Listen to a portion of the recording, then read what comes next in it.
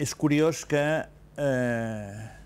l'avanç de la telemàtica ha portat a que el diner de moneda, el diner material, vagi desapareixent cada vegada més.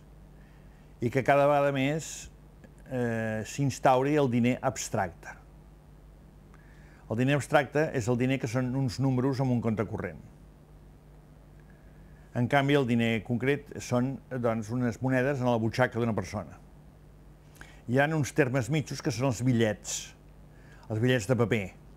Els bitllets de paper són una cosa que està en la butxaca de cada persona, però que no és una cosa de gran vàlua en si mateixa. Amb un bitllet de 100 o de 1.000 no ens serveix ni per embolicar l'esmorzar. És a dir, com a valor d'ús té poquíssim. Per tant, no és el valor, la riquesa, el valor útil. La moneda podia ser-ho perquè era or, era plata o era coure, que eren materials valuosos, no? Però el paper és un material poc valuós. I un número en un compte corrent encara és menys valuós. És una miqueta de tinta en un compte corrent, abans i avui dia no arriba ni a tinta, perquè es fa per electrònica, oi? I són números electrònics en el fons, i es paga per targeta, a més, no? Aleshores, dona la impressió que un procés que s'allarga des del final de l'edat mitja, que hem anat passant una altra vegada de la moneda objecte, diguem-ne, a la moneda abstracta, a la moneda símbol. Però fixem-nos que aquesta moneda símbol, tal com s'ha fet en aquests últims segles, segueix sent anònima.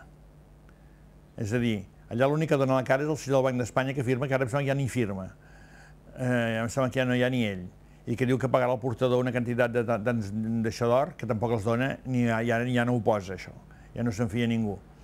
Bé, doncs, en cert sentit hem guanyat el pas de la població de la idea de moneda concreta a la de moneda abstracta. I això és molt interessant. La gent es pensa que la moneda abstracta és una trampa, la màquina de fer diners. I la moneda abstracta no és cap trampa. La moneda abstracta és l'equivalent de la realitat econòmica d'un país, l'equivalent en números de la realitat econòmica d'un país. I mentre ho sigui, no és cap cosa dolenta, ni fa inflació ni res. I això la gent no ho sap. Aleshores, doncs, estem passant d'una moneda a l'altra. I això és un bé preparatori, que també és interessant des del punt de vista utòpic, de que ja està passant, ja en part ja està venint el que volem nosaltres. Però fixem-nos que en aquesta evolució que està apareixent ara últimament, doncs, que tot es fa quasi bé ja per targeta, oi? I que el Corte Inglés va consultar el teu compte corrent per saber si tens això allà superàvit o no, oi? Per poder-te vendre una cosa. Els poderosos, els grossos, els dominadors de la telemàtica poden arribar cada vegada més a saber tot el moviment econòmic de la població.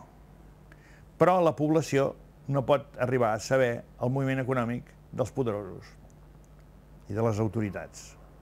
I per tant, això és anònim, anònim de pujada i és personalitzat de baixada. Amb la qual cosa, saben més que mai i hem posat tots els avantatges d'aquesta moneda al servei dels poderosos. I es tractaria precisament de que fos transparent per tothom. Ell ho deia en aquells temps, perquè ara ja han passat uns quants anys i les coses han canviat, inclús tecnològicament, no?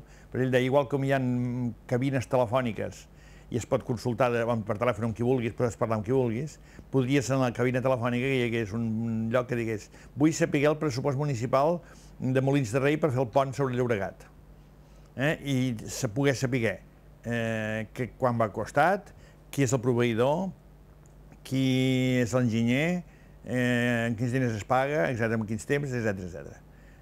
I llavors, si apareix això i compares amb una concessió de sorres o d'àrids, d'extracció d'àrids d'una empresa de Molins de Rei, de sota del pont de Molins de Rei, descobriries que han fet caure el pont els mateixos que després han rebut la concessió de fer el pont nou. És a dir, que es descobriria una corrupció. Per això, si nosaltres tinguéssim accés a aquesta base de dades, en què hi ha tota la moneda acumulada i, per tant, totes les transaccions i, per tant, tot el balanç científic, diguem-ne, del conjunt, el balanç comptable del conjunt, no?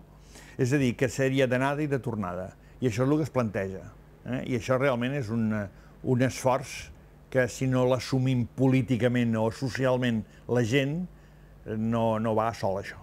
Això necessita voluntat popular per poder-ho realitzar. Però és una cosa que està a les portes. I una mica hi es fa, però només a mitges. Els pressupostos estan a exposició pública, es discuteixen al Parlament.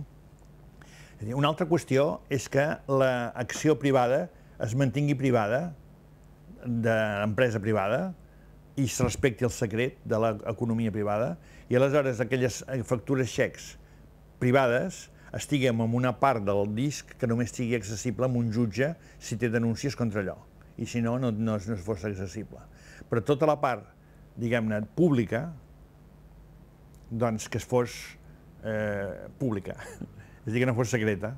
Tot el que es guanya, tot el que es fa a nivell públic, tot això és tot possible gràcies a la moneda d'aquest tipus, però la de l'altra no. I per tant, doncs, necessitem aquesta moneda totalment. És curiós també, és sorprenent, que les grans multinacionals internament funcionen per factura i xec des de fa molt temps. No toleren que un secretari o una secretària es gasta diner comprant una goma d'esborrar que no consti un paperet i firmat per ell, on hi hagi la factura i, per tant, la firma, que és el xec. Doncs bé, el que demana aquesta factura i xec és que això es faci a tot arreu. És a dir, que no es faci en l'interior de les empreses per autocontrol intern de l'empresa només, sinó que es faci enmig de la societat, per tothom, i que les companyies estrangeres que operen en un país també s'avinguin a fer això, que les multinacionals estrangeres que operen, per exemple, al nostre país, internament funcionen en factura i xec i externament doncs no la volen, no volen que el país l'apliqui. I en què consistiria aquest canvi? Doncs aquest canvi és que totes les condicions de les transaccions internes es facin també en la moneda. És a dir, que en la moneda consti el NIF, és a dir, per tant, qui ha fet l'operació, qui l'ha rebut, qui la fa, qui la rep. I per tant, doncs, que en la moneda estigui tota la documentació. Altrament, doncs, a río revuelto ganancia de pescadores. És a dir, hi ha uns enemics grans de la moneda telemàtica aplicada a tot un país perquè es descobririen coses que no agraden. Per exemple, aquelles multinacionals que es guanyen uns dinerals enormes no fent el que diu la multinacional que fa, sinó canviant capitals entre països, jugant amb els diners, i l'altre és una cobertura només. Doncs això se sabria tot. És a dir, que consti en la moneda tot allò que el tracte entre empreses i dintre de les empreses doncs consten els papers seus, perquè no s'escapi res de la responsabilitat.